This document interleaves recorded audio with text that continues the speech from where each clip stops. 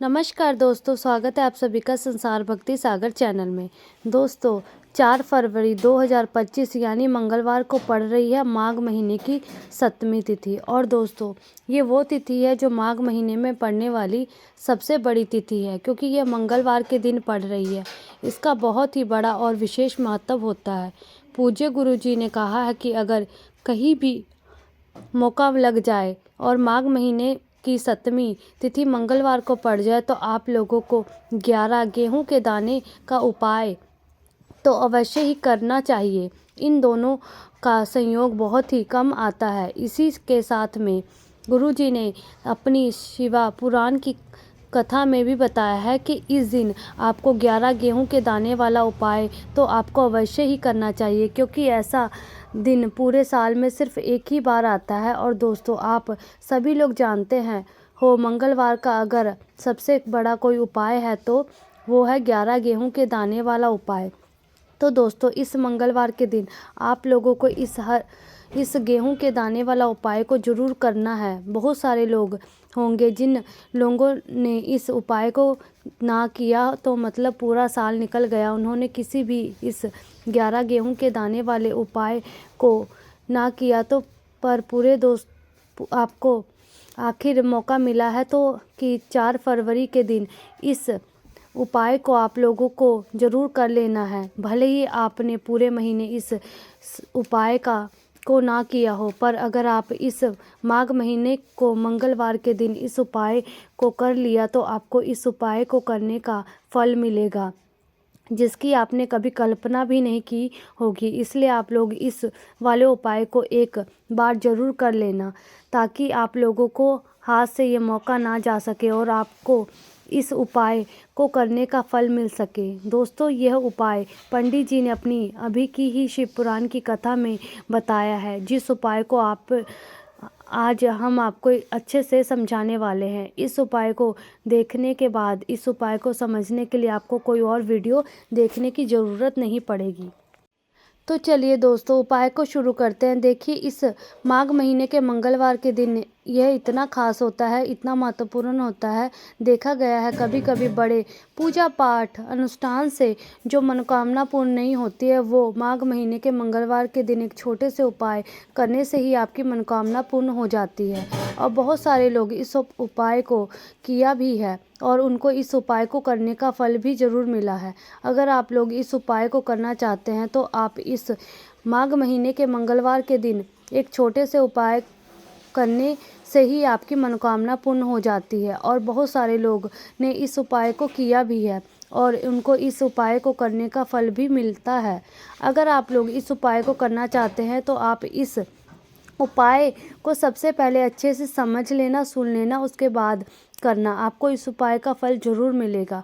और इस उपाय को कर लेने से आपके घर में चाहे किसी भी प्रकार की दुख और समस्या क्यों ना चल रही हो, आपको उसका कारण भी ना पता हो, भाई यह समस्या किस कारण से चल रही है, उसका कुछ भी कारण हो सकता है। जैसे कि पितृदोष हो सकता है या किसी भी तरह का मंगल दोष भी हो सकता है। तो इस दिन आप लोगों को ये वाला उपाय कर लेना है। यह कि ऐसा है कि जिस उपाय को अगर किसी विशेष दिन पर या किया जाए तो उस उपाय को विशेष दिन का जो है वो फल मिलता है। हमसे उस दिन पर उपाय किया है तो हमें उसे बड़ा फल मिलता है और फल बहुत ही मिलता है। और इस उपाय को बहुत ही बड़े और विशेष दिन पर कर रहे हैं तो चलिए अब उपाय के बारे में बात करते हैं। लेकिन उससे पहले अगर आप लोगों को यह जानना आवश्यक है कि आखिर यह उपाय किस समय करना है, किसको करना है और कैसे करना है, तो चलिए आगे आपको वीडियो में एक एक करके बता देते हैं।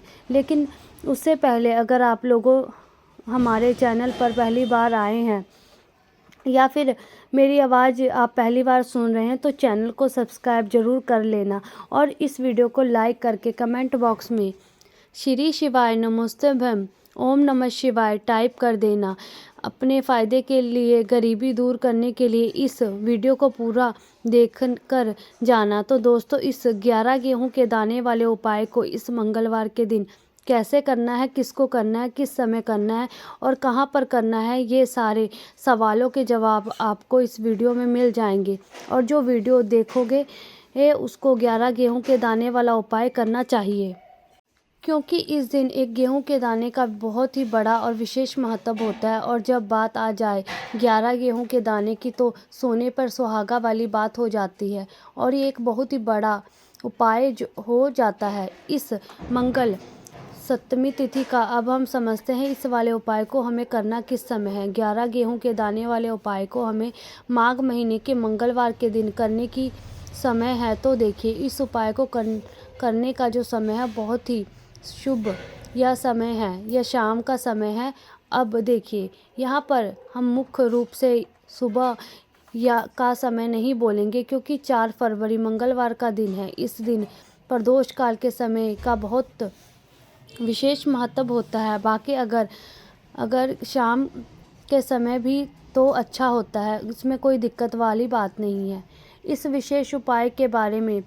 लेकिन उससे पहले एक प्रार्थना है कि चैनल पर नए आए हैं तो लाइक और सब्सक्राइब जरूर करें और कमेंट बॉक्स में अपनी राशि ज़रूर डाल दें, क्योंकि हम आपके राशि से जुड़ा हुआ भाग्य जो भी बताएं और भाग्य में चल रही परेशानी को दूर करने के लिए वह आसान से आसान उपाय भी बताते हैं। तो चलिए हम आपको पहले उपाय की बात कर लेते हैं। देखो, गुरुजी ने कहा कि अगर मंगलवार के दिन सप्तमी तिथि पड़ जाए तो इस दिन 11 गेहूं के दाने वाला उपाय तो अवश्य करना चाहिए। देखो, ये उपाय यदि आपके जीवन में कर्जा बहुत अधिक है, आपके जीवन में संकट बहुत अधिक रहते हैं, आपके ऊपर बहुत अधिक विपदा आ रही है बार बार आपको अपने व्यापार में है और अपने धन में हानि देखने को मिल रही है, यानी कि आपको प्रत्येक कार्य में हानि हो रही है, आपको यह उपाय करना चाहिए। देखिए, इस उपाय के लिए आपको 11 गेहूं के दाने आपको लेने हैं। ठीक है, 11 गेहूं के दाने लेने के बाद में आपको ज़रूरत होगी चावल के दानों की। 11 गेहूं के दाने और 11 गेहूं के दाने और चावल के दाने खंडित नहीं होने चाहिए। अब आप कहोगे भैया गेहूं कहाँ से लेने हैं? तो देखो, आपको किसी भी किराना स्टोर पे गेहूं के दाने मिल जाएंगे, जाकर ले सकते हैं। 11 गेहूं के दाने, 11 चावल के दाने लेने हैं। साथ ही साथ आपको एक तांबे का लोटा लेना है और उस तांबे के लोटे में आपको भर लेना है जल। जल आपका खुद के घर का होना चाहिए, मंदिर का नहीं होना चाहिए। आप ये सब सामग्री लेकर पहुंच जाओगे महादेव के मंदिर शिवलिंग के पास में शाम के समय में प्रदोष काल में। तो देखो, अब आप ये उपाय कर रहे हो तो आपका फेस रखना उत्तर दिशा, नॉर्थ डायरेक्शन की तरफ। यहाँ पे जो मैं आपको कर्म बताने जा रहा हूँ ना, उस मेरे कर्म को ध्यान से सुनिए।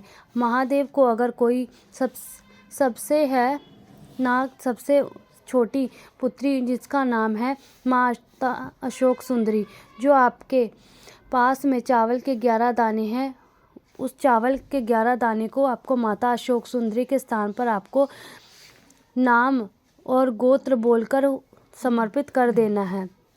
चावल के दानों को रखने के बाद में जो आपको के पास में तांबे का लोटा है, उस तांबे के लोटे को कहीं पर भी हम जल नहीं चढ़ेंगे और सिर्फ माता पार्वती का जो हस्तकमल आपको दिख रहा है यहीं पे गोल गोल आपको समर्पित करना है।